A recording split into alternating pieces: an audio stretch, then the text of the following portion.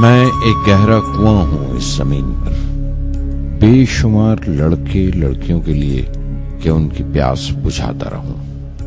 اس کی بے پناہ رحمت اسی طرح ذرے ذرے پر برستی ہے جیسے کنواں سب کی پیاس بجھاتا ہے۔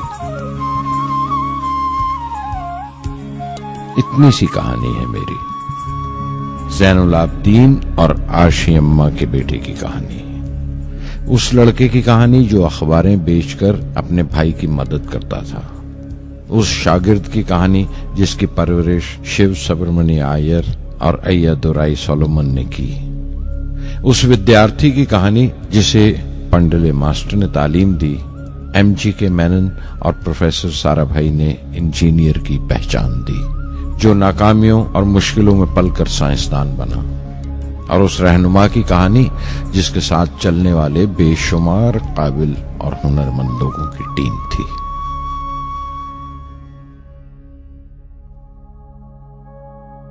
میری کہانی میرے ساتھ ختم ہو جائے گی، کیونکہ دنیاوی معنوں میں میرے پاس کوئی پونجی نہیں ہے، میں نے کچھ حاصل نہیں کیا، جمع نہیں کیا، میرے پاس کچھ نہیں اور کوئی نہیں، نہ بیٹا نہ بیٹی نہ پریوار۔ میں دوسروں کے لیے مثال نہیں بننا چاہتا، لیکن شاید کچھ پڑھنے والوں کو پریرنا ملے کہ انتم سکھ روح اور آتما کی تسکین ہے، خدا کی رحمت ان کی وراثت ہے۔ میرے پردادا اول، میرے دادا پکیر اور میرے والد زین العابدین کا خاندانی سلسلہ عبدالکلام پر ختم ہو جائے گا، لیکن خدا کی رحمت کبھی ختم نہیں ہوگی، کیونکہ وہ امر ہے، لافانی ہے۔ پورنمدః پورنمدః پورنات پورنمدچتے پورنस्य پورنماداయ پورنمیواوششیتے۔ اوم پورنمدః پورنمدم پورنات پورنمدچتے پورنस्य پورنماداయ پورنمیواوششیتے۔ پورنمدః پورنمدم پورنات پورنمدچتے پورنस्य پورنماداయ پورنمیواوششیتے۔ پورنمدః پورنمدم پورنات پورنمدچتے پورنस्य پورنماداయ پورنمیواوششیتے۔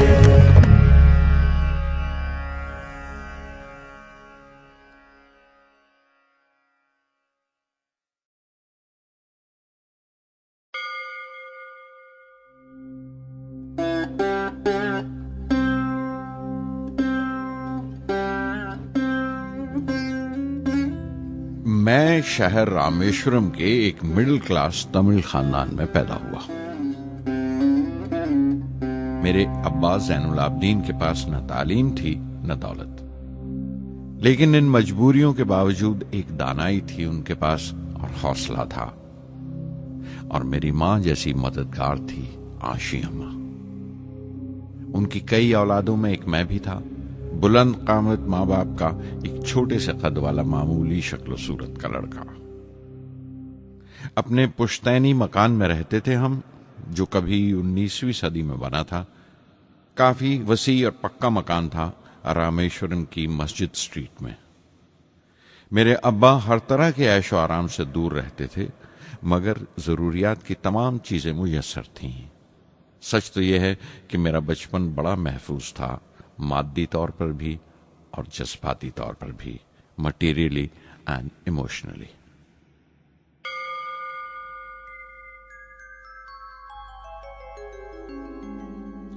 رامیشورم کا مشہور شیو مندر ہمارے گھر سے صرف 10 منٹ کی دوری پر تھا۔ ہمارے علاقے میں زیادہ آبادی مسلمانوں کی تھی، پھر بھی کافی ہندو گھرانے تھے جو بڑے اتفاق سے پڑوس میں رہتے تھے۔ ہمارے علاقے میں ایک بڑی پرانی مسجد تھی جہاں میرے ابا مجھے ہر شام نماز پڑھنے کے لیے لے جایا کرتے تھے۔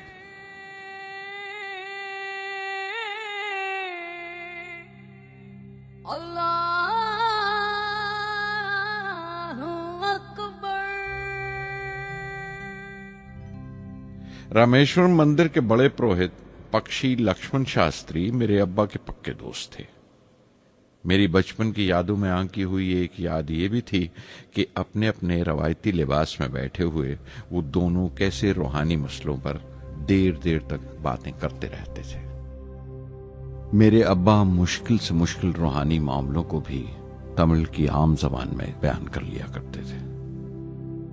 एक बार मुझसे कहा था, जब आफत आए तो आफत की वजह समझने की कोशिश करो, मुश्किलें हमेशा खुद को परखने का मौका देती हैं।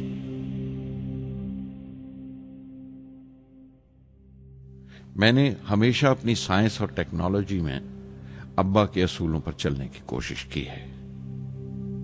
मैं इस बात पर यकीन रखता हूं कि हमसे ऊपर भी एक आला ताकत है, एक महान शक्ति है जो हमें मुसीबत, मायूसी और नाकामियों से निकालकर सच्चाई के मुकाम तक पहुंचाती है।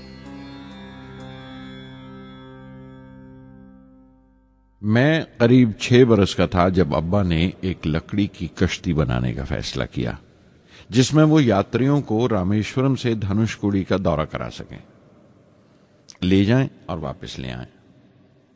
वो समंदर के साहिल पर लकड़ियां बिछाकर कश्ती का काम किया करते थे। एक और हमारे रिश्तेदार के साथ, अहमद जलालुद्दीन। बाद में उनका निकाह मेरी आपा जोहरा के साथ हुआ। अहमद जलालुद्दीन हालांकि मुझसे 15 साल बड़े थे, फिर भी हमारी दोस्ती आपस में जम गई थी। हम दोनों हर शाम लंबी सैर को निकल जाया करते थे। मस्जिद गली से निकलकर हमारा पहला पड़ाव शिव मंदिर हुआ करता था, जिसके गिर्द हम उतनी ही श्रद्धा से परिक्रमा करते थे जिस श्रद्धा से बाहर से आए हुए यात्री।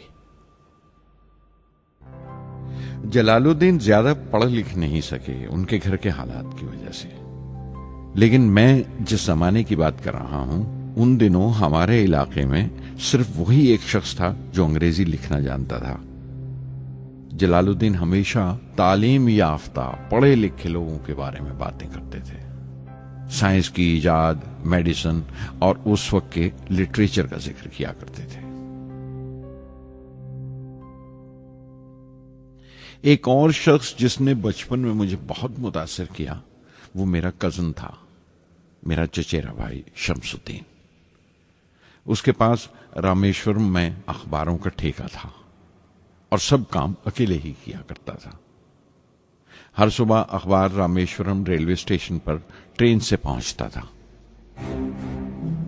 सन 1939 में दूसरी आलमगीर जंग शुरू हुई, द सेकेंड वर्ल्ड वॉर। उस वक्त मैं 8 साल का था। हिंदुस्तान को इत्तेहादी फौजों के साथ शामिल होना पड़ा और एक इमरजेंसी के हालात पैदा हो गए थे। सबसे पहली दुर्घटना यह हुई कि रामेश्वरम स्टेशन पर आने वाली ट्रेन का रुकना कैंसिल कर दिया गया और अखबारों का गट्ठा अब रामेश्वरम और धनुषकोडी के बीच से गुजरने वाली सड़क पर चलती ट्रेन से फेंक दिया जाता। शमसुद्दीन को मजबूरन एक मददगार रखना पड़ा जो अखबारों के गट्ठे सड़क से जमा कर सके। वो मौका मुझे मिला और शमसुद्दीन मेरी पहली आमदनी की वजह बना। हर बच्चा जो पैदा होता है वो कुछ समाजी और आर्थिक हालात से जरूर असरअंदाज होता है और कुछ अपने जज्बाती माहौल से भी। उसी तरह उसकी तरबियत होती है। मुझे दयानतदारी और सेल्फ डिसिप्लिन अपने अब्बा से विरासत में मिला था और मां से अच्छाई पर यकीन करना और रहमदिली। लेकिन जलालुद्दीन और शमसुद्दीन की सोहबत से जो असर मुझ पर पड़ा, उससे सिर्फ मेरा बचपन ही महज अलग नहीं हुआ, बल्कि आइंदा जिंदगी पर भी उसका बहुत बड़ा असर पड़ा।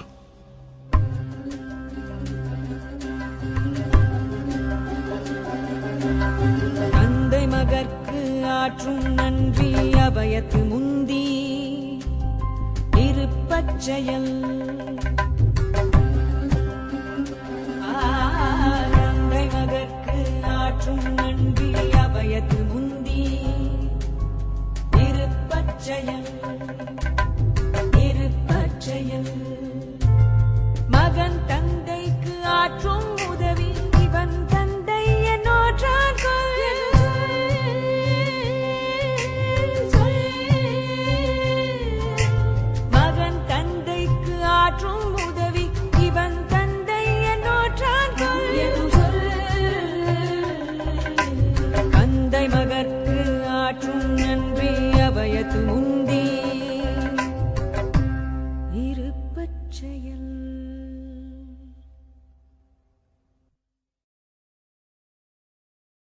پھر جنگ ختم ہو گئی اور ہندوستان کی آزادی بالکل یقینی ہو گئی. میں نے ابا سے رامیشورم چھوڑنے کی اجازت چاہی. میں ڈسٹرکٹ ہیڈ کوارٹرز رامناتھ پورم جا کر پڑھنا چاہتا تھا. شمس الدین اور جلال الدین میرے ساتھ رامناتھ پورم تک گئے مجھے شوارٹز ہائی اسکول میں داخل کرانے کے لیے. جانے کیوں وہ نیا ماحول مجھے راس نہیں آیا. رامناتھ پورم بڑا مصروف شہر تھا اور قریب 50,000 کی آبادی تھی، لیکن رامیشورم کا سکون اور اطمینان کہیں نہیں تھا.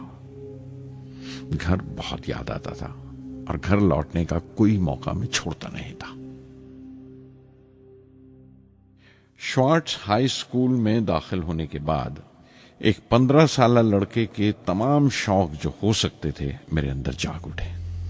میرے ٹیچر ایا دورائی سولومن بہترین رہبر تھے، گائیڈ اس نوجوان ذہن کے لیے جس کے سامنے زندگی کی بے شمار ممکنات کھلنے والی تھی.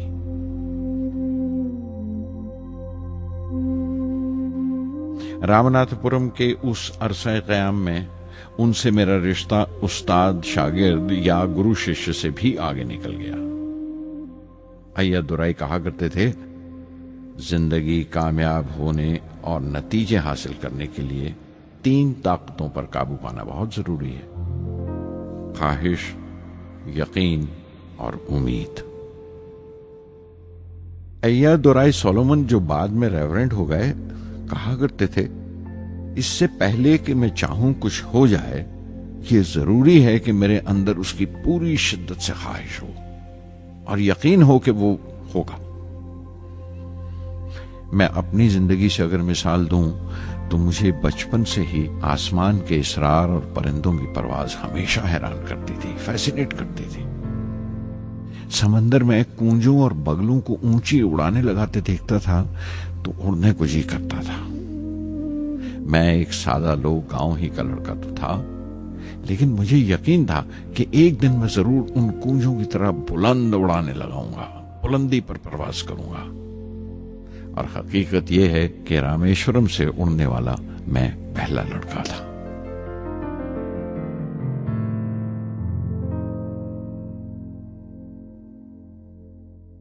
شوارٹز اسکول میں تعلیم ختم کرتے کرتے میرے اندر خود اعتمادی بس چکی تھی اور مجھے یقین تھا کہ میں ضرور کامیابی حاصل کروں گا.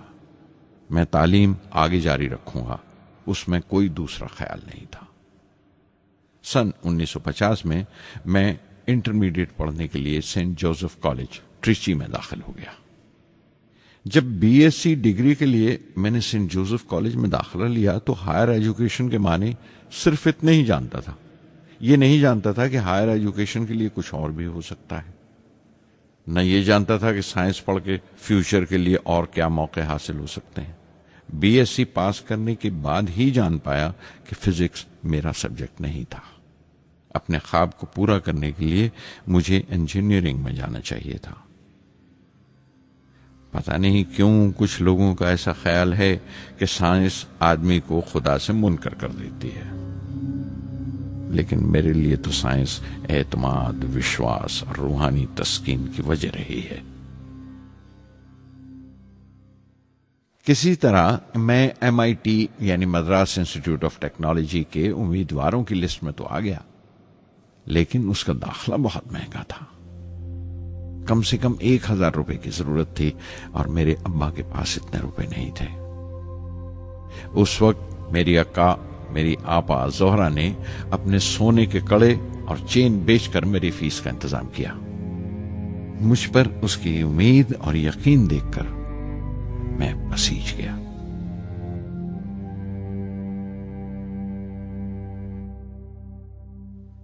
MIT میں سب سے زیادہ مزہ آیا. وہاں 2 ہوائی جہاز رکھے دیکھ کر جو اڑان سے بری کر دیے گئے تھے، مجھے ان کی طرف ایک عجیب سا کھچاؤ محسوس ہوتا تھا. اور جب سب لڑکے ہاسٹل لوٹ جاتے تھے میں کئی گھنٹے ان کے پاس بیٹھا رہتا تھا. فرسٹ ایئر مکمل کرنے کے بعد جب مجھے اپنے زیادہ خصوصی مضمون چننا تھے، یعنی اپنی اسپیشل برانچ کا چناؤ کرنا تھا، تو میں نے فورن ایروناٹیکل انجینئرنگ کا چناؤ کر لیا. MIT کی تعلیم کے دوران مجھے 3 ٹیچرز نے بہت متاثر کیا: پروفیسر اسپونڈر، professor KAV Pandalai, professor Narasinga Rao. Professor اسپونڈر ٹیکنیکل ایروڈائنمکس سکھاتے تھے۔ ایروناٹیکل انجینئرنگ میں داخلے سے پہلے میں نے ان سے صلاح لی تھی۔ انہوں نے سمجھایا تھا کہ مجھے مستقبل کا فیصلہ کرنے سے پہلے مستقبل کی ممکنات کے بارے میں نہیں سوچنا چاہیے، بلکہ سوچنا چاہیے ایک اچھی بنیاد کے لیے اور اپنے رجحان اور اشتیاق کے بارے میں کہ اس میں کتنی شدت ہے، میرے ایپٹیچیوڈز اور ایسپریشن میں کتنی انٹینسٹی ہے۔ میں خود بھی ہونے والے انجینئرنگ اسٹوڈنٹس سے کہنا چاہتا ہوں کہ جب وہ اپنا اسپیشلائزیشن کا چناؤ کریں تو یہ دیکھیں کہ ان میں کتنا شوق ہے، کتنا اتساہ ہے اور لگن ہے اس شعبے میں جانے کے لیے۔ پروفیسر KAV پنڈلے نے مجھے ایرو اسٹرکچر ڈیزائن سکھایا اور اس کا تجزیہ بھی، وشلیشن، انالیسس بھی۔ وہ بڑے خوش دل اور دوست ٹیچر تھے اور ہر سال کوئی نہ کوئی نیا طریقہ، نیا نظریہ لے کر آتے تھے کورس میں۔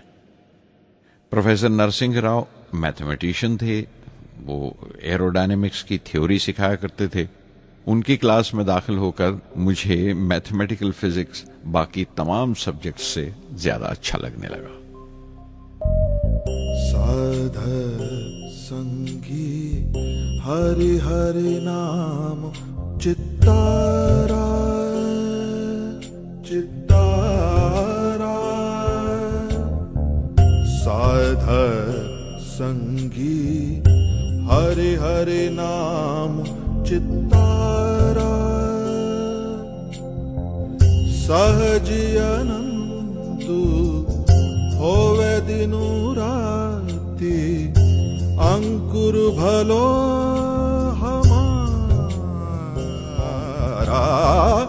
سادھ سنگی سادھ سنگی۔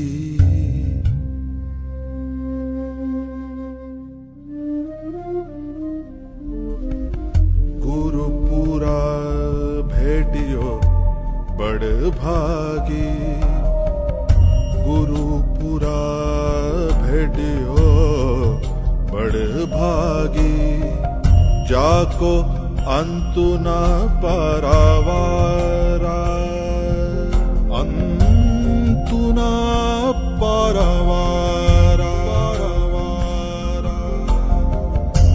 نانک سرنی گہی سوامی کی، پنہ پنہ نمسکار،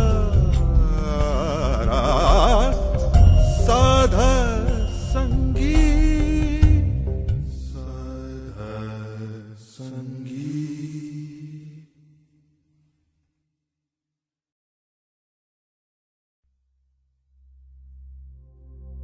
MIT سے میں بنگلور کے ہندوستان ایروناٹکس لمیٹڈ HAL میں بطور ٹرینی داخل ہو گیا۔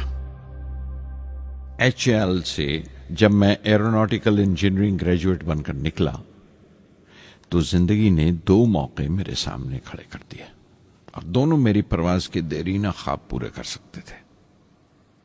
ایک موقع تھا ایئر فورس کا، دوسرا منسٹری آف ڈیفنس میں directorate of technical development and production کا۔ میں نے دونوں میں عرضی بھیج دی اور بیک وقت دونوں سے انٹرویو کا بلاوا آ گیا۔ ایئر فورس کے لیے مجھے دہرادون بلایا گیا تھا اور ڈیفنس کے لیے دہلی۔ میرے دونوں مقام 2000 کلومیٹرز کے فاصلے پر تھے۔ یہ پہلا موقع تھا میرا اپنے وسیع اور وراٹ وطن کو دیکھنے کا۔ کھڑکی پر بیٹھا میں اس دیش کی سرزمین کو پاؤں تلے سے بہتا ہوا دیکھ رہا تھا۔ حیران تھا کہ اتر کی طرف سفر کرتے ہوئے ایک ہی ملک کا لینڈسکیپ کیسے بدلتا چلا جاتا ہے۔ میں 1 ہفتہ دہلی میں ٹھہرا، ڈیفنس منسٹری کا انٹرویو دیا۔ انٹرویو اچھا ہوا تھا۔ وہاں سے میں دہرادون گیا ایئر فورس سلیکشن بورڈ کے انٹرویو کے لیے۔ 25 امیدواروں میں 9ویں نمبر پر آیا۔ میرا دل بیٹھ گیا، بہت مایوس ہوا اور کئی دن تک افسوس رہا کہ ایئر فورس میں جانے کا موقع میرے ہاتھ سے نکل گیا. میں رشی کیش چلا گیا، دل پر یہ بوجھ لے کر کہ آنے والے دن بڑے سخت ہوں گے.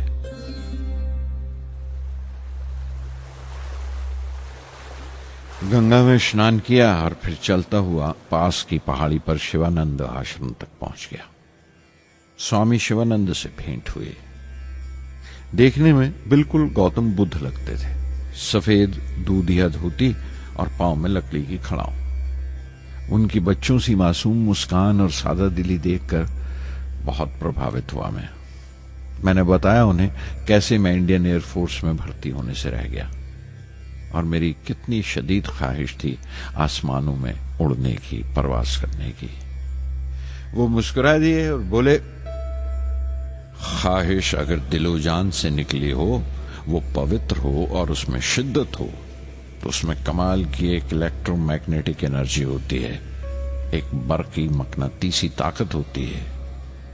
دماغ جب سوتا ہے تو وہ انرجی رات کی خاموشی میں باہر نکل جاتی ہے اور صبح کائنات برہمانڈ سے ستاروں کی گتی رفتار کو اپنے ساتھ سمیٹ کر دماغ میں لوٹ آتی ہے. اسی لیے جو سوچا ہے اس کی سرشٹی اوشیہ ہے، وہ تخلیق ہوگا. تم وشواس کرو اس ازلی بندھن پر، اس وچن پر کہ سورج پھر لوٹے گا، باہر پھر سے آئے گی. میں دہلی لوٹ آیا. ڈیفنس سے اپنا انٹرویو کا نتیجہ دریافت کیا. جواب میں مجھے اپوائنٹمنٹ لیٹر تھما دیا گیا اور اگلے دن سے سینئر سائنٹیفک اسسٹنٹ مقرر کر دیا گیا 250 روپے کی ماہانہ تنخواہ پر. 3 سال گزر گئے. انہیں دنوں بنگلور میں ایروناٹیکل ڈیولپمنٹ اسٹیبلشمنٹ ADE کا ایک نیا محکمہ کھلا اور مجھے وہاں پوسٹ کر دیا گیا. بنگلور کانپور سے بالکل مختلف شہر تھا. میں اپنے ڈائریکٹوریٹ کی پوسٹنگ کا پہلا سال وہاں گزار چکا تھا. دراصل ہمارے دیش میں یہ ایک عجیب طریقہ ہے، ایک عجیب سا ڈھنگ ہے اپنے لوگوں کو حد درجہ تک نچوڑ لینے کا، جو ہمارے لوگوں کو انتہا پسند بنا دیتا ہے. شاید اس لیے کہ صدیوں اس دیش نے غیر ملکی تہذیبوں کے زخم بھی کھائے ہیں اور انہیں اپنے دامن میں جگہ بھی دی ہے.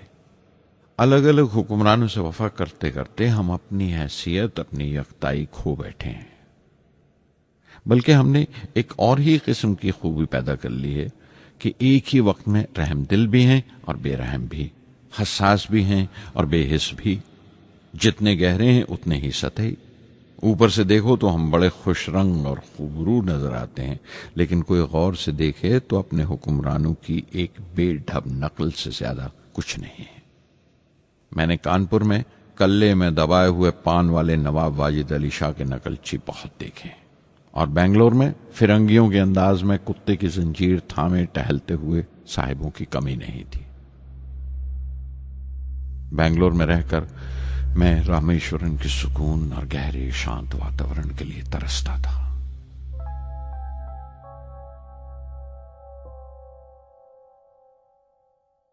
پہلے سال تو ADE میں کوئی زیادہ کام نہیں تھا.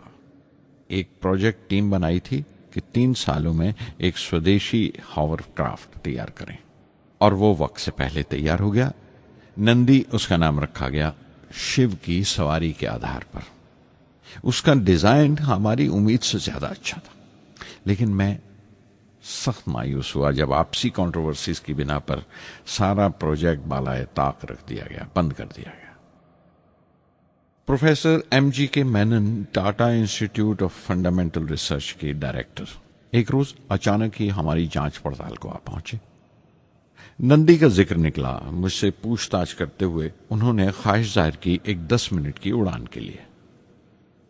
اس کے 1 ہفتہ بعد کی بات ہے. مجھے انکوسپار سے بلاوا آ گیا، the Indian committee for space research. میں بمبئی چلا گیا راکٹ انجینئر کی پوسٹ کے لیے انٹرویو دینے. میرا انٹرویو لینے والے ڈاکٹر وکرم سارا بھائی اور پروفیسر MGK مینن کے علاوہ مسٹر سراف تھے، جو اس وقت ایٹمک انرجی کمیشن کے ڈپٹی سیکرٹری کے عہدے پر تھے. डॉक्टर सारा भाई की गर्मजोशी ने पहली ही मुलाकात में मेरा दिल मोह लिया। अगले ही दिन मुझे खबर मिल गई कि मैं चुन लिया गया। मुझे इनकोस्पार में रॉकेट इंजीनियर की हैसियत से शामिल कर लिया गया था।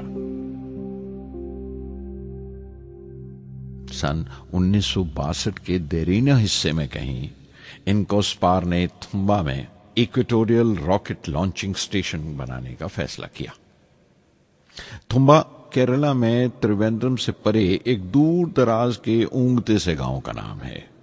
हिंदुस्तान में यह मॉडर्न रॉकेट बेस्ड रिसर्च की एक दबी सी इब्तदा थी, हल्की सी शुरुआत।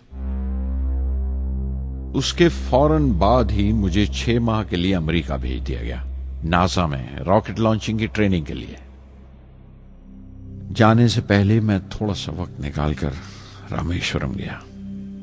मेरे अब्बा मेरी इस कामयाबी के लिए बहुत खुश हुए और मुझे उसी मस्जिद में ले जाकर शुक्राने की नमाज अदा की।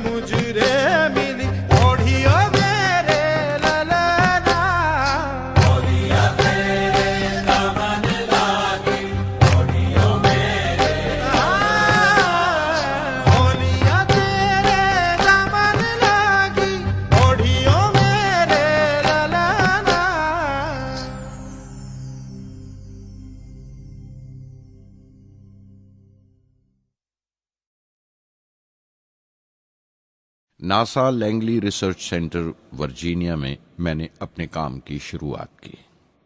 बाद में Goddard space flight centre Maryland चला गया। मैं अपना इंप्रेशंस अमेरिकन्स के बारे में बेंजामिन फ्रैंकलिन के इस जुमले से बयान कर सकता हूं, जिन बातों से तकलीफ होती है उनसे तालीम भी मिलती है। हिंदुस्तानी तंजीमों में, यहां की ऑर्गेनाइजेशंस में एक बड़ी मुश्किल है। जो ऊपर हैं वो बड़े मगरूर हैं। अपने से छोटों की, जूनियर्स और सबऑर्डिनेट्स की राय लेना अपनी हतक समझते हैं। कोई शख्स भी अपनी खूबी दिखा नहीं सकता अगर आप उसे मलामत ही करते रहें। उसूल और पाबंदी, पाबंदी और सख्ती, सख्ती और जुल्म के बीच की लाइन बड़ी महीन है, बारीक है। उसकी पहचान बहुत जरूरी है। मैं जैसे ही नासा से लौटा, फौरन बाद हिंदुस्तान का पहला रॉकेट लॉन्च वाक़या हुआ 21 नवंबर सन 1963। वो साउंडिंग रॉकेट था, नाम नाइकी अपेची। नाइकी अपेची की कामयाबी के बाद प्रोफेसर साराभाई ने अपनी आरज़ू, अपने ख्वाब का इजहार किया। एक Indian satellite launch vehicle ISLV का सपना। हिंदुस्तानी रॉकेट का ख्वाब 20वीं सदी में एक तरह से 18वीं सदी का ख्वाब भी कहला सकता है, जो टीपू सुल्तान ने देखा था। टीपू सुल्तान की फौज में 27 ब्रिगेड थे जो खुशून कहलाते थे, और हर एक ब्रिगेड में एक दस्ता था रॉकेटमैन का जो साथ रहा करता था और जुर्क्स कहलाता था। जब टीपू सुल्तान मारा गया तो अंग्रेजों ने 700 रॉकेट्स और 900 रॉकेट के सब सिस्टम्स बरामद किए 1799 में तिरुकन्नाहल्ली की जंग के बाद। वो रॉकेट्स विलियम कॉन्गरीव ने इंग्लैंड भिजवा दिए जांच पड़ताल के लिए, उसकी तकनीक समझने के लिए, जिसे आज की साइंसी जबान में हम रिवर्स इंजीनियरिंग कहते हैं। टीपू सुल्तान की मौत के साथ उस ख्वाब की भी मौत हो गई, कम से कम 150 साल के लिए। पंडित जवाहरलाल नेहरू की बदौलत वो रॉकेटरी का ख्वाब एक बार फिर हिंदुस्तान में जिंदा हुआ। प्रोफेसर साराभाई ने उस ख्वाब को हकीकत बनाने की जिम्मेदारी अपने सर ले ली। बहुत से तंग नजर लोगों को एतराज था اس بات پر کہ اس ملک میں جہاں لوگوں کو 2 وقت کی روٹی نصیب نہیں ہوتی وہاں ان سپیس اڑانوں کو، ان خلائی تحریکوں کو کیوں ترجیح دی جا رہی ہے۔ لیکن پردھان منتری پنڈت نہرو اور پروفیسر سارا بھائی کے نظریے میں کسی قسم کا مبالغہ نہیں تھا۔ ان کے نظریے بالکل صاف تھے کہ اگر دنیا کے ملکوں میں اور دنیا کے مسئلوں میں کوئی حصہ لینا ہے، شرکت کرنی ہے، ہندوستان کو کوئی حیثیت حاصل کرنی ہے تو سائنس اور ٹیکنالوجی کی ترقی اور خود مختاری، سیلف ریلائنس اشد ضروری ہے، اور ان کا مقصد طاقت کا مظاہرہ ہرگز نہیں تھا۔ سہج پکے سو میٹھا ہوئے۔ تھمبا میں 2 راکٹ سہج پکے مگر کامیاب ہوئے، ایک روہنی، دوسرا مینیکا۔ اگلا سال لگا ہی تھا جب پروفیسر سارا بھائی نے مجھے دہلی بلا بھیجا۔ ایک میٹنگ تھی اور میٹنگ میں group captain V S Narayanan سے میرا تعارف کرایا گیا جو ایئر ہیڈ کوارٹرز سے تھے۔ پروفیسر سارا بھائی نے ریٹو تیار کرنے کا ارادہ ظاہر کیا، rocket assisted take of system, ایک ملٹری ایئر کرافٹ جو راکٹ کی مدد سے اڑایا جا سکے بڑی چھوٹی سی جگہ میں۔ شام تک یہ خبر بھی عام ہو گئی کہ ہندوستان ایک خود ساختہ ملٹری ایئر کرافٹ تیار کر رہا ہے اور میں اس پروجیکٹ کا مختار ہوں، ذمہ دار ہوں۔ میں کئی طرح کے جذبات سے بھر گیا، خوش بھی تھا، شکر گزار بھی، خوش قسمت بھی، اور ایک احساس ہوا تکمیل کا، فلفلمنٹ کا۔ 19ویں صدی کے ایک شاعر کی یہ سطریں بہت یاد آئیں: ہر دن کے لیے تیار رہو، ہر دن کو ایک طرح ہی ملو، جب اوکھلی ہو برداشت کرو، جب دستہ ہو تو وار کرو۔ ریٹو پہ کام کرتے ہوئے 2 اہم واقعات ہوئے۔ پہلا تو یہ تھا کہ اپنے دیش میں پہلی بار اسپیس ریسرچ کا 10 سالہ پروگرام تیار ہوا جس کے آتھر تھے پروفیسر سارا بھائی۔ میرے لیے وہ ایک ایسا رومانی مینیفیسٹو تھا جیسے اسپیس سے عشق کرنے والے کسی شاعر کی رومانی نظم ہو، جیسے کوئی اپنے دیش کے آسمان سے عشق کرنے لگا ہو۔ اور دوسرا واقعہ منسٹری آف ڈیفنس میں میسائل پینل کا تیار ہونا۔ نارائنن اور میں، ہم دونوں اس پینل کے ممبر تھے۔ اس وقت تک بھوش کی آنے والی SLV سیٹلائٹ لانچ وہیکل کا ناک نقشہ بھی تیار ہو چکا تھا۔ پروفیسر سارا بھائی اپنے دیرینہ خواب کو تعبیر دینے کے لیے کچھ اور ساتھیوں کا چناؤ کر چکے تھے۔ میں خود کو خوش قسمت سمجھتا ہوں کہ مجھے اس پروجیکٹ کا لیڈر چنا گیا۔ اس پر پروفیسر سارا بھائی نے مجھے ایک اور ذمہ داری بھی سونپی کہ لانچ کی 4تھی سٹیج میں ہی ڈیزائن کروں۔ یہ معمول تھا، میرا عادت تھی کہ ہر میسائل پینل کی میٹنگ کے بعد میں جا کر پروفیسر سارا بھائی کو پوری تفصیل، پوری رپورٹ دیتا تھا۔ دہلی میں ایسی ہی ایک میٹنگ کے بعد 23 دسمبر 1971 کو میں تریویندرم لوٹ رہا تھا، اور اس دن پروفیسر سارا بھائی تھمبا میں SLV کا معائنہ کرنے گئے ہوئے تھے۔ دہلی ایئرپورٹ کے لاؤنج سے میں نے انہیں فون کیا، پینل میٹنگ کی تفصیل بتائی۔ پروفیسر سارا بھائی نے مجھے کہا کہ میں تریویندرم ایئرپورٹ پر ان کا انتظار کروں۔ میں جب تریویندرم پہنچا تو فضا میں ایک ماتم بچھا ہوا تھا۔ مجھے خبر دی گئی کہ پروفیسر سارا بھائی نہیں رہے۔ چند گھنٹے پہلے دل کا دورہ پڑنے سے ان کا انتقال ہو گیا۔ میں تھرا کے رہ گیا۔ چند گھنٹے پہلے ہی تو میں نے ان سے بات کی تھی۔ میرے لیے وہ بہت بڑا صدمہ تھا۔ پروفیسر سارا بھائی میری نظر میں انڈین سائنس کے راشٹر پتا ہیں، جیسے راشٹر کے پتا مہاتما گاندھی ہیں۔ انہوں نے اپنی ٹیم سے رہنما پیدا کیے اور خود اپنے عمل سے ان کے لیے مثال ثابت ہوئے۔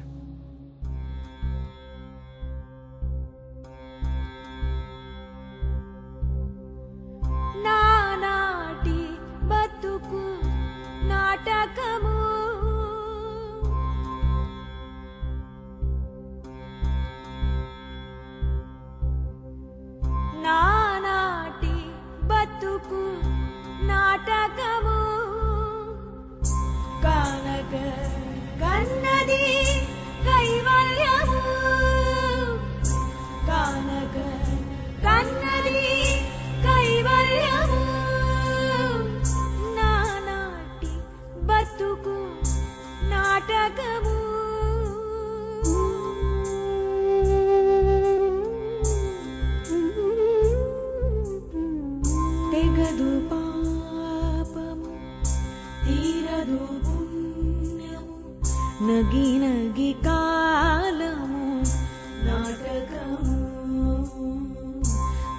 తీరదు పాపము తీరదు పుణ్యము నగి నగి కాలము నాటకము యగువన శ్రీ వెంకటేశ్వరుడేలికే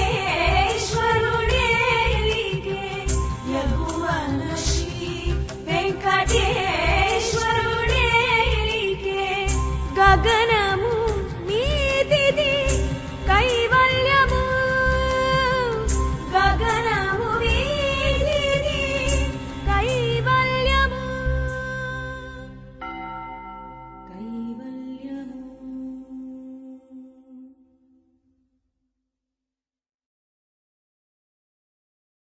कुछ अरसा प्रोफेसर एमजी के मेनन ने स्पेस रिसर्च का काम संभाला। बिलाखिर प्रोफेसर सतीश धवन को Indian space research organisation ISRO की जिम्मेदारी सौंप दी गई। तुम्बा का पूरा कॉम्प्लेक्स एक बड़े पैमाने पर स्पेस सेंटर बना दिया गया और Vikram Sarabhai space centre VSSC का नाम दिया गया। जिसने वो सेंटर कायम किया था उसी के नाम से उस जगह की श्रद्धांजलि पेश की गई। मशहूर मेटलर्जिस्ट डॉक्टर ब्रह्म प्रकाश VSSC के पहले डायरेक्टर मुकर्रर हुए। कोई भी शख्स अपनी जिम्मेवारी में तभी कामयाब हो सकता है अगर वो बारसूख हो, मोतबर हो और अपने फैसलों के लिए उसे सही हद तक आजादी हो। शायद निजी जिंदगी में भी तसल्ली का यही एक रास्ता है। आजादी और जिम्मेवारी एक साथ हो, तभी वो तस्कीन और खुशी का बायस हो सकती है। और जाती आजादी हासिल करने के लिए मैं 2 रास्ते तजवीज कर सकता था जो मैंने इख्तियार किए। पहला तो ये कि अपनी तालीम और तरबियत को बढ़ावा दो। इल्म, नॉलेज बड़ा कारामद हथियार है, बहुत काम आता है। इल्म जितना ज्यादा होगा उतनी ज्यादा आजादी के हकदार हो गए। इल्म वो पूंजी है जो कोई छीन नहीं सकता। टीम की रहनुमाई तभी मुमकिन है अगर आपकी जानकारी मुकम्मल हो, अप टू डेट हो। कामयाब रहनुमा बनने के लिए जरूरी है कि दिन का काम जब खत्म हो आप पिछले काम का जायजा लें, अगले दिन के काम की तैयारी करें। दूसरा तरीका यह है कि अपने काम को अपना फख्र समझें, गर्व समझें और जरूरी है कि अपने अंदर की शक्ति की सही जानकारी हो। जो करो उस पर यकीन रखो या जिस पर यकीन हो वही करो, वरना दूसरों के ईमान का शिकार बनते रहोगे।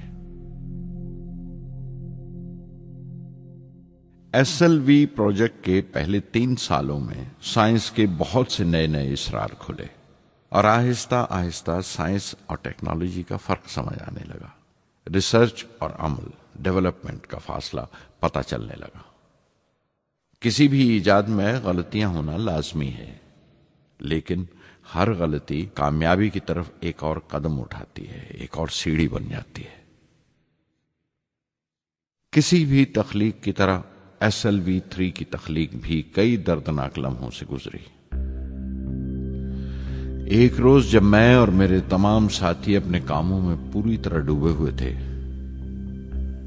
मेरे घर से एक मौत की इत्तला पहुंची। मेरे दोस्त और हमदर्द मेरे बहनोई जलालुद्दीन का इंतकाल हो गया था। कुछ देर के लिए तो मैं सुन्न होकर रह गया, मेरी आंखों में अंधेरा छा गया। थोड़ी देर बाद जब अपने चौगिरदे का एहसास हुआ तो महसूस किया जैसे मेरी हस्ती का एक हिस्सा मर गया था। रात की रात बसों में सफर करता हुआ अगली सुबह मैं रामेश्वरम पहुंचा। जोहरा को क्या तसल्ली देता और क्या सब्र देता अपनी भांजी महबूबा को जो रो रो कर हलकान हो रही थी। मेरी आंखों के सोते पहले ही सूख चुके थे। थुम्बा लौटकर बहुत दिनों तक सारा कामकाज, सारी मसरूफियत बेमानी लगने लगी। बहुत दिनों तक बहुत मलाल लगा, सब बेमानी लगता था। प्रोफेसर धवन देर देर तक हौसला देते थे, कहते SLV पर जैसे जैसे काम आगे बढ़ेगा मुझे सब्र महसूस होगा और ये मायूसी कम होते होते गुजर जाएगी। 1976 में मेरे अब्बा ज़ैनुल आबदीन 102 سال کی عمر میں وہیں رامیشورم میں انتقال فرما گئے۔ 15 پودے پوتیاں چھوڑ کر گئے تھے پیچھے اور ایک پڑپوتا۔ دنیاوی طور پر وہ صرف ایک اور بزرگ کی موت تھی۔ کوئی بڑا ماتم نہیں ہوا، جھنڈا نہیں اتارا گیا، نہ اخباروں نے سیاہ حاشیے دیے، نہ سیاستدان تھے وہ، نہ ودوان کوئی، نہ کوئی بڑے سرمایہ دار، ایک سیدھے سادے انسان تھے، فرشتہ صفت،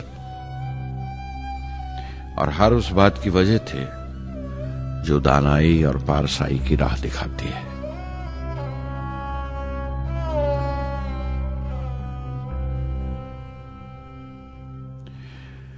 میں بہت دیر تک اپنی ماں کے پاس بیٹھا رہا، چپ چاپ، اور جب اٹھا تھمبا لوٹنے کے لیے تو اس نے روندھے گلے سے دعائیں دی مجھے۔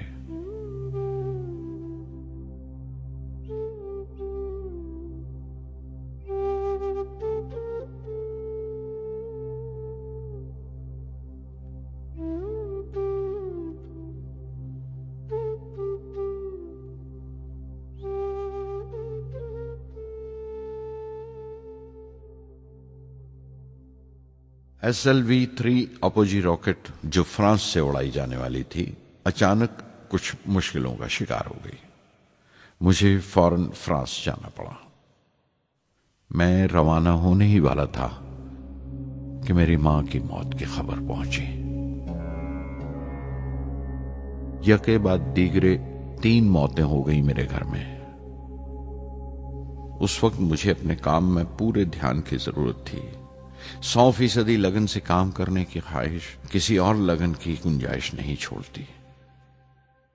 مکمل نیتی اور پوری لگن سے SLV-3 کا خواب 1979 کے درمیان میں جا کر پورا ہوا۔ ہم نے SLV-3 کی پرواز کا دن 10 اگست 1979 طے کیا تھا۔ 23 میٹر لمبا 4 سٹیجز کا یہ راکٹ 17 ٹن کا وزن لے کر 7:58 پر بڑی کجدائی سے اڑا اور خلا کی طرف روانہ ہوا۔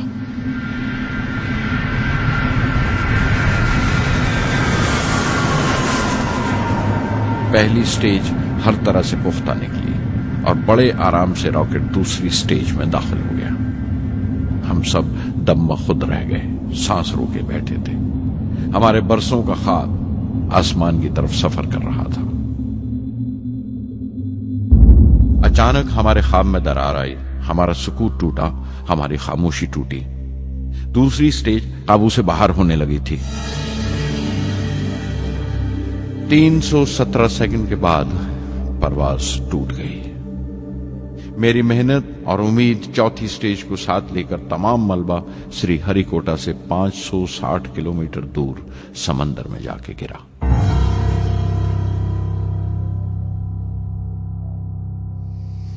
اس حادثے سے ہم سب کو سخت صدمہ پہنچا۔ میں غم و غصے سے بھر گیا، نچڑ گیا، بالکل جسمانی طور پر بھی اور ذہنی طور پر بھی۔ میں سیدھا اپنے کمرے میں گیا اور بستر میں دھس گیا۔ میں نے اپنے کندھے پر ایک دلاسے کا ہاتھ محسوس کیا تو آنکھ کھولی۔ دوپہر ڈھل چکی تھی، شام قریب تھی۔ ڈاکٹر برہم پرکاش میرے سراہنے بیٹھے تھے۔ ان کی اس ہمدردی نے چھو لیا مجھے۔ میں اداس تھا، مایوس تھا، لیکن اکیلا نہیں۔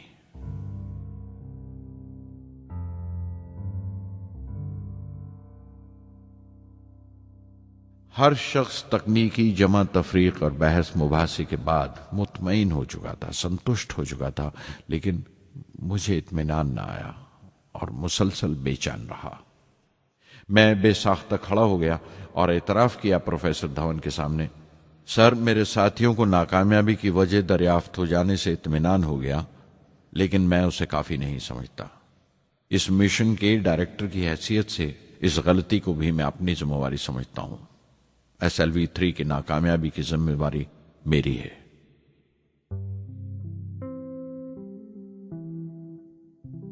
سائنس کا کام کمال درجہ اتساہ بھی دیتا ہے، خوشی بھی اور اتنی ہی گہری مایوسی بھی۔ اس طرح کے واقعات سوچ سوچ کر میں دل کو ڈھارس دیتا رہا۔ یہ خیال کہ انسان چاند پر اتر سکتا ہے سب سے پہلے ایک روسی سائنٹسٹ نے سوچا تھا۔ اسے حقیقت بننے میں 40 سال گزر گئے جب امریکہ نے اسے پورا کیا۔ پروفیسر چندر شیکھر نے چندر شیکھر لمٹ کا آوشکار کیا تھا 1930 میں، جب کیمبرج میں پڑھ رہے تھے، لیکن 50 سال بعد انہیں اسی ڈسکوری پر نوبل پرائز ملا۔ وان برون اپنی سیٹرن لانچ وہیکل سے آدمی کو چاند پر اتارنے سے پہلے کتنی ساری ناکامیوں سے گزرے ہوں گے۔ پہاڑ کی چوٹی پر اترنے سے پہاڑ پر چڑھنے کا تجربہ نہیں ملتا۔ زندگی پہاڑ کی چڑھانوں پر ملتی ہے، چوٹی پر نہیں۔ چڑھانوں پر ہی تجربے ملتے ہیں اور زندگی منچتی ہے اور ٹیکنالوجی ترقی کرتی ہے۔ چوٹی پر پہنچنے کی کوشش ہی میں چڑھانوں کا علم حاصل ہوتا ہے۔ میں ایک ایک قدم چلتا رہا، چڑھتا رہا چوٹی کی طرف۔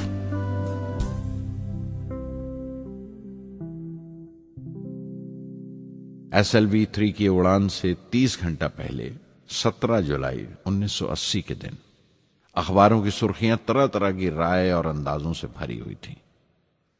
زیادہ تر رپورٹرز نے پہلی SLV کی اڑان یاد دلائی تھی کہ کس طرح وہ راکٹ فیل ہو گیا تھا اور اس کا ملبہ سمندر میں جا کر گرا تھا۔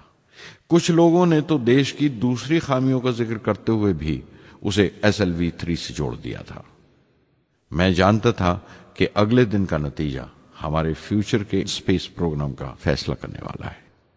مختصر یہ کہ ساری قوم کی نظریں ہم پر گڑی ہوئی تھیں۔ 18 جولائی 1980 صبح 8:03 پر ہندوستان کا پہلا سیٹلائٹ لانچ وہیکل اڑا۔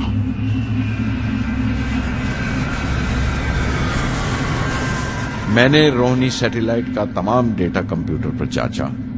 اگلے 2 منٹ کے اندر اندر روہنی انترکش میں تھا۔ اس تمام شور و غل کے بیچ میں نے اپنی زندگی کے سب سے اہم الفاظ ادا کیے۔ میں مشن ڈائریکٹر بول رہا ہوں، ایک ضروری خبر سننے کو تیار رہو۔ چوتھی سٹیج کامیابی کے ساتھ روہنی سیٹلائٹ کو لے کر انترکش میں داخل کر رہی ہے۔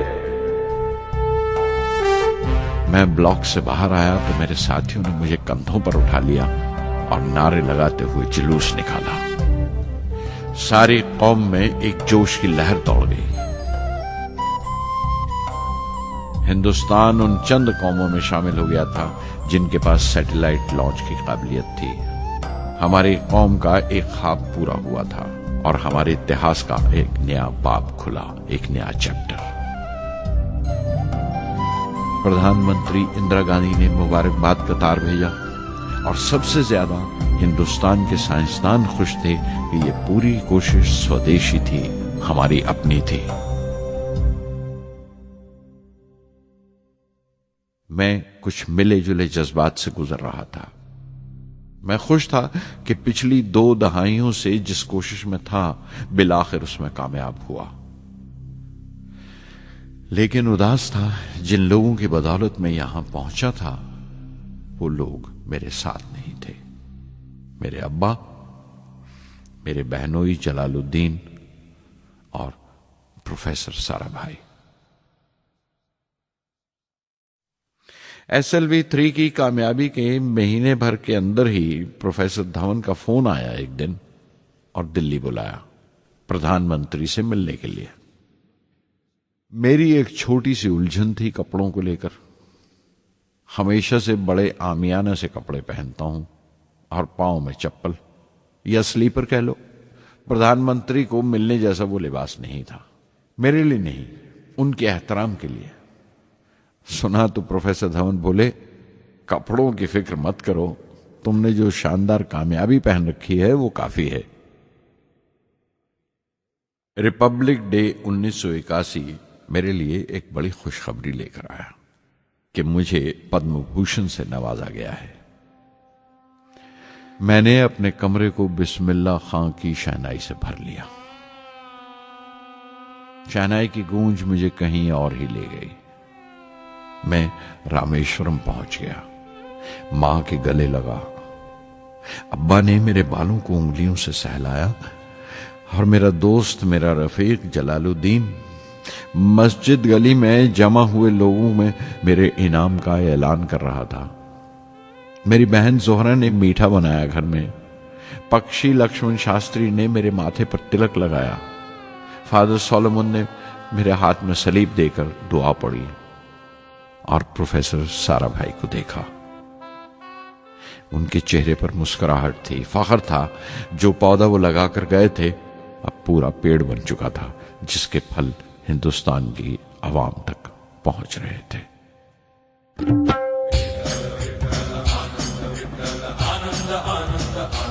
ओ आनंदाचे डोही आनंद तरंग, आनंदाचे डोही आनंद तरंग, आनंदाची अंग, आनंदाचे आनंदाची अंग, आनंदाचे आनंदाचे डोही आनंद तरंग, आनंदाचे डोही आनंद तरंग।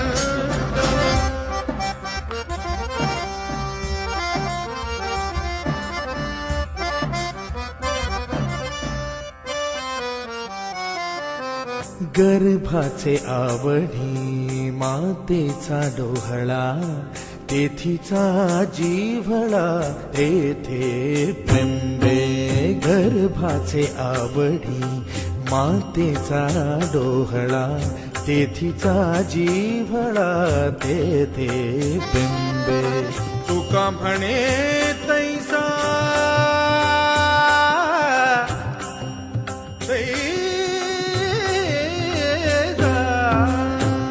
म्हणे तैसा ओतलाचे ठसा, अनुभव सरीसा मुखाला।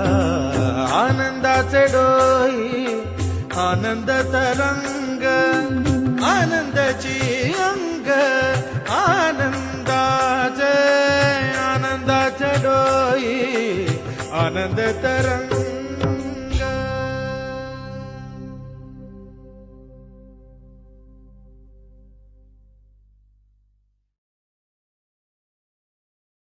पहली जून 1982 मैंने defence research and development laboratory DRDL की जिम्मेवारी संभाल ली।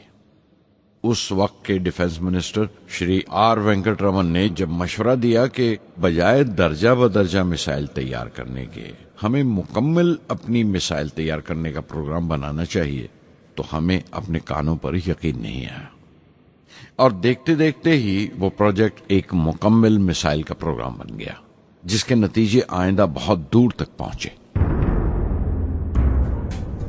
हर एक प्रोजेक्ट का नाम हिंदुस्तान की खुद मुख्तारी, सेल्फ रिलायंस का सबूत था। सरफेस टू सरफेस मिसाइल का नाम पृथ्वी रखा गया, टैक्टिकल कोर व्हीकल को त्रिशूल का नाम दिया गया, surface to air defence system आकाश कहलाया, एंटी टैंक मिसाइल प्रोजेक्ट को नाग के नाम से पुकारा गया और मेरे देरीना ख्वाब रेक्स को यानी re entry experiment launch vehicle को मैंने अग्नि का नाम दिया। मिसाइल टेक्नोलॉजी का हुनर दुनिया की कुछ चुनी हुई कौमों के पास ही था। वो बड़े ताज्जुब से हमारी तरफ देख रहे थे कि हम क्या करने जा रहे हैं और कैसे करेंगे। हम एक मीटिंग में बैठे हुए अपने मकसद को पूरा करने के लिए 1984 की निशानदेही कर रहे थे जब डॉक्टर ब्रह्म प्रकाश की मौत की खबर आई। मेरे लिए वो एक और सदमा था। पहली SLV की नाकामी के वक्त जिस तरह उन्होंने ढारस दी थी मुझे, वो याद करके मैं और ज्यादा गमगीन हो गया।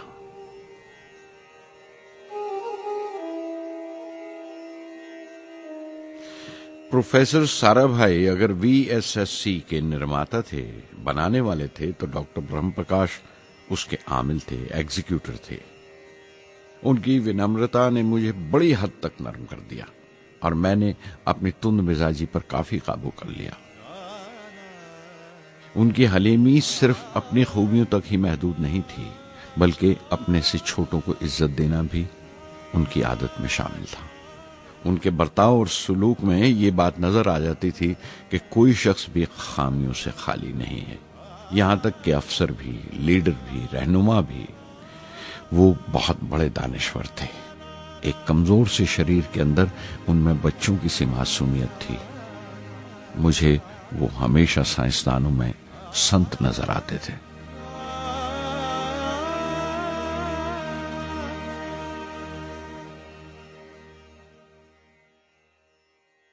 پرتھوی کا کام اپنی تکمیل کو پہنچ رہا تھا جب ہم 1988 میں داخل ہوئے۔ 25 فروری 1988 صبح 11:23 پر پرتھوی کی پہلی پرواز واقع ہوئی۔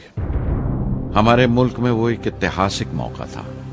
پرتھوی صرف ایک سرفس ٹو سرفس میسائل ہی نہیں بلکہ آئندہ آنے والی تمام قسم کی میسائل کا بنیادی نقشہ بھی تھا، فیوچر کا ماڈیول تھا وہ۔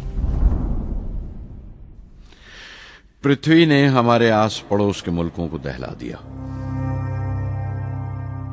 مغربی یعنی ویسٹرن ملکوں کو پہلے تو حیرت ہوئی، پھر غصے کا اظہار کیا اور پابندی لگا دی انڈیا کے لیے کہ وہ ایسی کوئی چیز باہر کے ملکوں سے نہ خرید سکیں جو ان کے میسائل پروگرام میں استعمال ہو سکتی ہو یا کام آ سکتی ہو۔ میسائل کی ایجاد میں ہندوستان کی خود مختاری نے دنیا کے تمام ترقی یافتہ ملکوں کو پریشان کر دیا۔ اگنی کی ٹیم میں 500 سے زیادہ سائنسدان شامل تھے۔ اگنی کی پرواز 20 اپریل 1999 طے پائی تھی۔ لانچ کی تمام تیاریاں مکمل ہو چکی تھیں اور حفاظت کے لیے یہ فیصلہ کیا گیا تھا کہ لانچ کے وقت آس پاس کے تمام گاؤں خالی کرا دیے جائیں۔ اخبارات اور دوسری میڈیا نے اس بات کو بہت اچھالا۔ 20 اپریل پہنچتے پہنچتے تمام ملک کی نظریں ہم پر ٹکی ہوئی تھیں۔ دوسرے ملکوں کا دباؤ بڑھ رہا تھا کہ ہم اس تجربے کو ملتوی کر دیں یا خارج کر دیں، لیکن سرکار مضبوط دیوار کی طرح ہمارے پیچھے کھڑی رہی اور کسی طرح ہمیں پیچھے نہیں ہٹنے دیا۔ پرواز سے صرف 14 سیکنڈز پہلے ہمیں کمپیوٹر نے رکنے کا اشارہ کیا۔ کسی ایک پرزے میں کوئی خامی تھی، وہ فوراً ٹھیک کر دی گئی، لیکن اسی وقت ڈاؤن رینج اسٹیشن نے رکنے کا حکم دیا۔ چند سیکنڈز میں کئی رکاوٹیں سامنے آ گئیں اور پرواز ملتوی کر دی گئی۔ اخبارات نے آستینیں چڑھا لیں، ہر بیان نے اپنی اپنی طرح کی وجوہات نکال لیں۔ کارٹونسٹ سدھیر دار نے ایک کارٹون شائع کیا جس میں ایک خریدار کچھ سامان دکاندار کو واپس کرتے ہوئے کہہ رہا تھا، اگنی کی طرح وہ بھی نہیں چلی۔ ایک کارٹون میں دکھایا گیا کہ سائنسدان کہہ رہا ہے، سب ٹھیک تھا، سوئچ بٹن نہیں چلا۔ ہندوستان ٹائمز کے کارٹون میں ایک نیتا رپورٹر کو سمجھا رہا ہے، ڈرنے کی کوئی بات نہیں، یہ بڑی امن پسند اہنسا واد کی مثال ہے، اس سے کوئی مرے گا نہیں۔ قریب 10 روز دن رات کام چلا میسائل کی درستی پر، اور آخرکار سائنسدانوں نے ایک نئی تاریخ طے کی اگنی کی پرواز کے لیے۔ مگر پھر وہی ہوا، 10 سیکنڈ پہلے کمپیوٹر نے رکاوٹ کا اشارہ کیا۔ پتہ چلا ایک پرزہ کام نہیں کر رہا ہے۔ پرواز پھر ملتوی کر دی گئی۔ ایسی بات کسی بھی سائنسی تجربے میں ہو جانا عام بات ہے، غیر ملکوں میں بھی بہت بار ہوتا ہے، لیکن امید سے بھری ہوئی قوم ہماری مشکلیں سمجھنے کو تیار نہیں تھی۔ ہندو اخبار میں کیشو کا ایک کارٹون چھپا جس میں ایک دیہاتی کچھ نوٹ گنتے ہوئے کہہ رہا تھا، میسائل کے وقت گاؤں سے ہٹ جانے کا معاوضہ ملا ہے، 2-4 بار اور یہ تجربہ ملتوی ہوا تو میں پکا گھر بنوا لوں گا۔ امول بٹر والوں نے اپنے ہورڈنگ پر لکھا، اگنی کو ایندھن کے لیے ہمارے بٹر کی ضرورت ہے۔ اگنی کی مرمت کا کام جاری رہا۔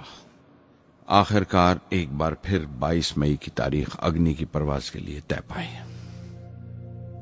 اس کی پچھلی رات ڈاکٹر اروناچلم، جنرل کے این سنگھ اور میں ڈیفنس منسٹر کے سی پنت کے ساتھ چہل قدمی کر رہے تھے۔ پورے چاند کی رات تھی، ہائی ٹائیڈ کا وقت تھا اور لہریں گرج گرج کر خدا کی عظمت کا نام لے رہی تھی۔ کل اگنی کی پرواز کامیاب ہوگی یا نہیں، بار بار یہی سوال ہمارے دماغ میں گونج رہا تھا۔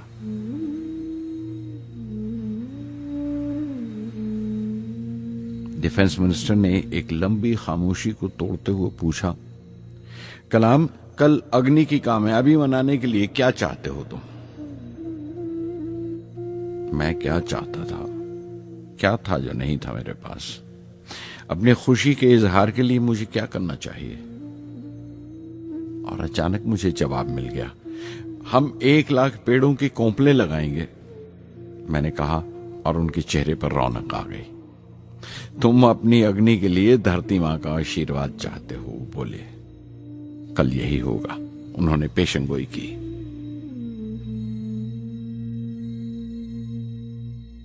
اگلے دن صبح 7:10 پر اگنی لانچ ہوئی۔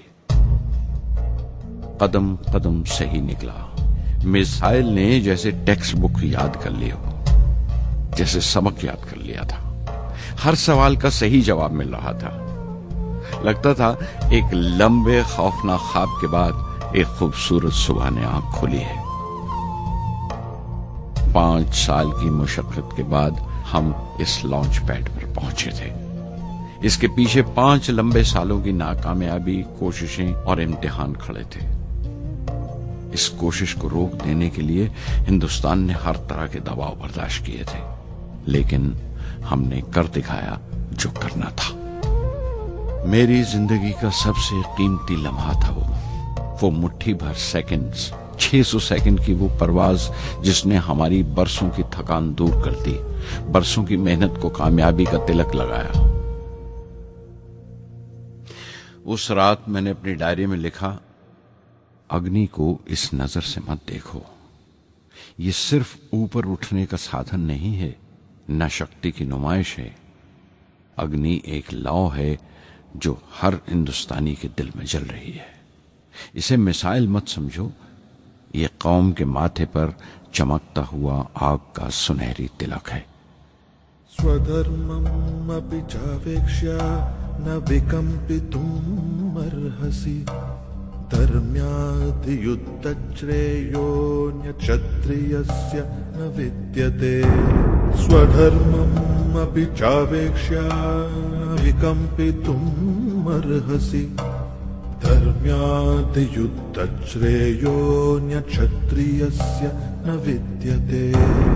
अदच्चेत्त्वम् इमं धर्म्यं सङ्ग्रामं न करिष्यसि तदस्वधर्मं कीर्तिं च हित्वा पापम् अवाप्स्यसि हित्वा पापम् अवाप्स्यसि।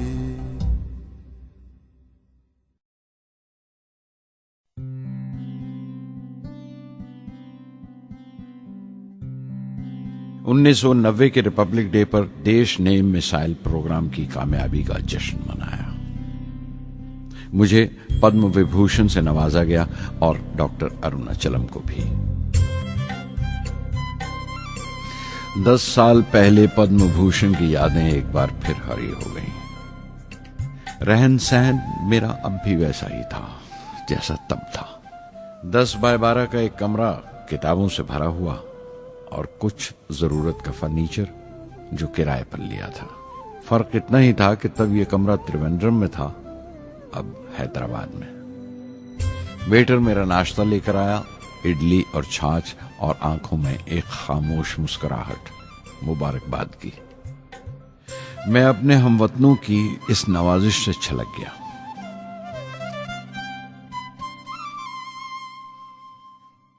میں جانتا ہوں کہ بہت سے سائنسدان اور انجینئر موقع ملتے ہی وطن چھوڑ جاتے ہیں، دوسرے ملکوں میں چلے جاتے ہیں زیادہ روپیہ کمانے کے لیے، زیادہ آمدنی کے لیے، لیکن یہ آدر، محبت اور عزت کیا کما سکتے ہیں جو انہیں اپنے وطن سے ملتی ہے؟ 15 اکتوبر 1991 میں 60 سال کا ہو گیا۔ مجھے اپنے ریٹائرمنٹ کا انتظار تھا، چاہتا تھا کہ غریب بچوں کے لیے ایک اسکول کھولوں۔ یہ وہ دن تھے جب میں نے سوچا کہ اپنی زندگی کے تجربے، مشاہدے اور وہ تمام باتیں قلم بند کروں جو دوسروں کے کام آ سکیں، ایک طرح سے اپنی سوانح عمری لکھوں، اپنی جیونی۔ میرے خیال میں میرے وطن کے نوجوانوں کو ایک صاف نظریے اور دشا کی ضرورت ہے۔ تبھی یہ ارادہ کیا کہ میں ان تمام لوگوں کا ذکر کروں جن کی بدولت میں یہ بن سکا جو میں ہوں۔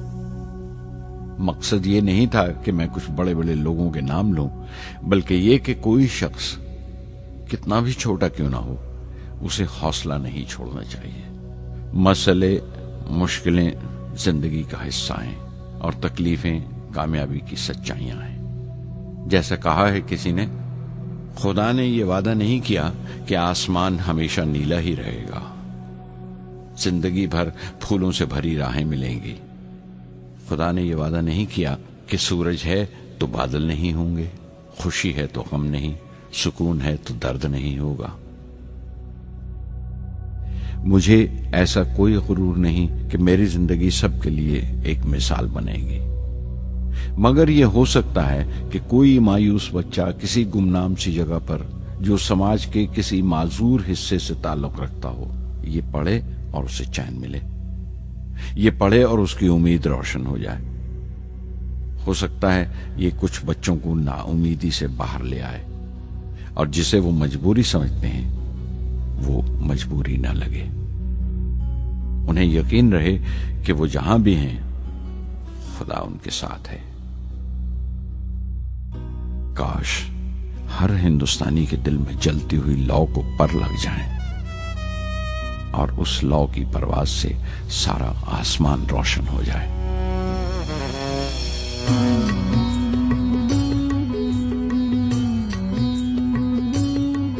یہ زمین میری، میرا آسماں، بڑا خوبصورت ہے جہاں۔